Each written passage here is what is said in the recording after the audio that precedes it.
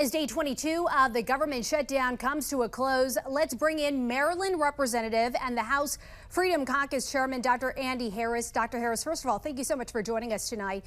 As you know, the shutdown largely over the extension of the health care subsidies. So to start, let's just play part of what House Minority Whip Catherine Clark said in a recent interview about the ongoing stalemate. I mean, shutdowns are terrible. And of course, there will be, families that are going to suffer. We take that responsibility very seriously. But it is one of the few leveraged times we have. All right, your reaction, Dr. Harris. How do you interpret what you just heard?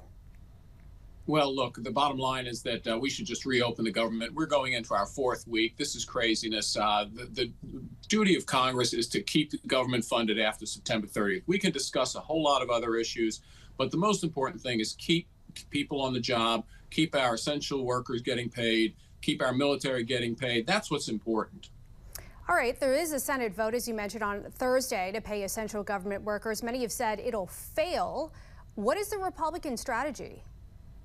Well, I don't know what the Democrat strategy is because they want that to fail. They don't want our military to get paid. They don't want our air traffic controllers to get paid. They don't want our federal law enforcement to get paid. This is craziness. I mean, they want people to go to work and not get paid. They're going to have the opportunity Thursday to change their minds. If the Senate passes it, it will come to the House first thing next week, and we will pass it out of the House. And fortunately, our military will be paid, our air traffic controllers will be paid, and all the people we're asking to go to work who are essential will be paid during the shutdown. Thursday is shaping up to be a critical day, a critical time for farmers, of course, some of whom have been critical of President Trump's recent trade actions.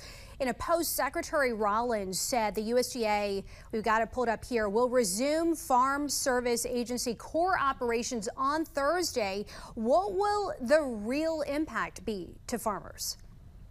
Well, obviously there is an impact if the Farm Service Agency stays closed. They can't process the paperwork that our farmers need to get the help from the federal government, whether it's loans, whether it's, again, crop insurance, things like that.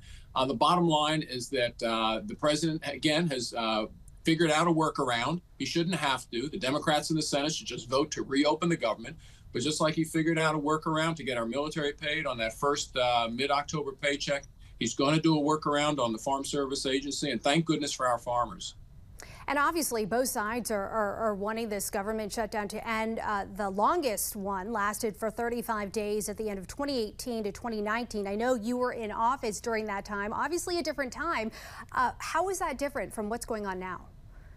Well, now the Republicans say, look, let's go ahead and keep the government open. At that time, it was the Republicans who wanted to repeal Obamacare. At this time, it's the Republicans say, look, let's keep the government open and we can negotiate all the other side issues. But again, that's the big difference between now and 2018. Obviously, day 2022 come to a close. What are you hearing from your Senate colleagues? Look, we hear that they may keep it closed through Thanksgiving, and that would just be terrible because, again, our military, our air traffic controllers, they will miss paychecks.